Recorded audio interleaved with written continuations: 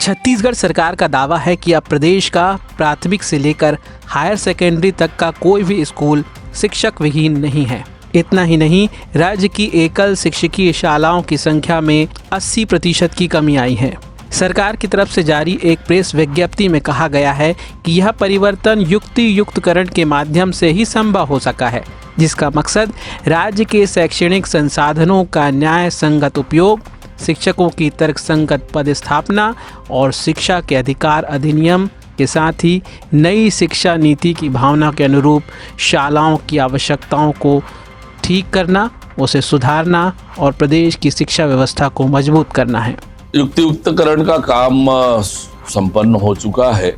जो शिक्षक विहीन स्कूल थे वहाँ शिक्षकों की नियुक्तियां हो गई है और समय पर जो शैक्षणिक सत्र है वो प्रारंभ हो जाएगा। सरकार इसके लिए प्रतिबद्धता से काम कर रही है। हम तो हमारी सरकार बनने के बाद शिक्षा का स्तर ऊंचा करने के लिए, शिक्षा की गुणवत्ता के लिए लगातार काम कर रहे हैं। तो समय पर पाठ्य पुस्तकें भी पहुंच जाएगी और समय से शैक्षणिक सत्र प्रारंभ होगा। गौरतलब है कि छत्तीसगढ़ में शिक्षा व्यवस्था को दुरुस्त किया जा रहा है। बड़े पैमाने पर शिक्षकों का युक्तियुक्तकरण किया जा रहा है, स्कूलों को मर्ज किया जा रहा है।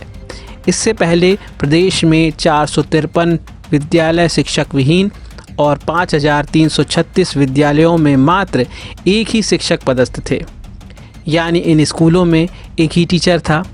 खासकर सुकमा, नारायणपुर और बीजापुर जैसे दूरस्थ और संवेदनशील जिलों में यह समस्या अधिक देखी जा रही थी।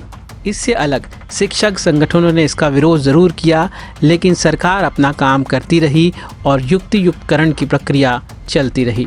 शिक्षकों का आरोप है कि युक्तियुक्तकरण की आड़ में 2008 के सेटअप को तोड़ा जा रहा है। उनका यह भी कहना है कि काउंसलिंग में भारी अनियमितता बरती गई है।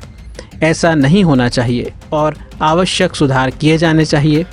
अब हालात ये हैं कि शिक्षकों ने मांगे नहीं मानने पर शाला प्रवेश उत्सव का बहिष्कार करते हुए अनिश्चितकालीन आंदोलन में जाने की चेतावनी दे दी है कि जो दोषी अधिकारी हैं जिन्होंने युक्तियुक्तकरण के नियमों की उल्लंघन किया है उसके ऊपर कार्रवाई किया जाए और पूरे प्रदेश में 2008 के सेटअप को लागू करते हुए युक्तियुक्तकरण किया जाए और जो युक्तियुक्तकरण गलत तरीके से किया गया है उसको स्थगित किया जाए। संचालक राज्य युक्तियुक्तकरण में जो अतिशेष शिक्षक हैं, न ही उनकी किसी प्रकार से वरीयता सूची बनाई गई है, न ही उनसे दावा पत्र लिया गया है। यह एक प्रकार से युक्तिकरण की प्रक्रिया है, वो पूरी तरीके से अवैधानिक है।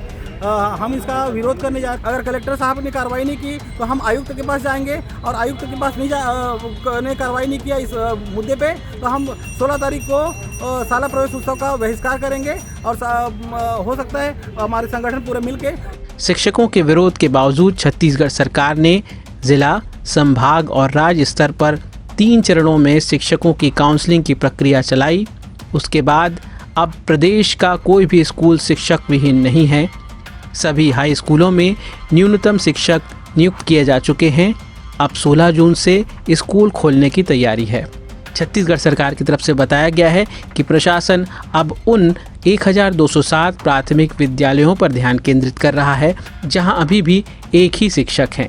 इसके समाधान के लिए प्राथमिक शाला, प्रधान पाठकों की पदोन्नति, शिक्षकों की पदस्थापना और भर्ती प्रक्रिया को प्राथमिकता देने की योजना बनाई जा रही है।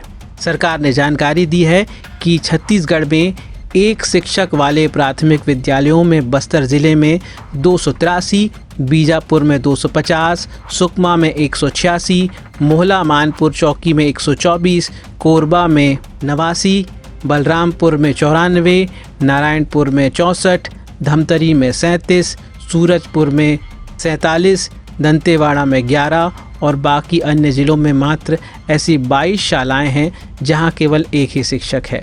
जल्द ही यहां भी व्यवस्था सुधार ली जाएगी और नए शिक्षकों को वहां भेजा जाएगा।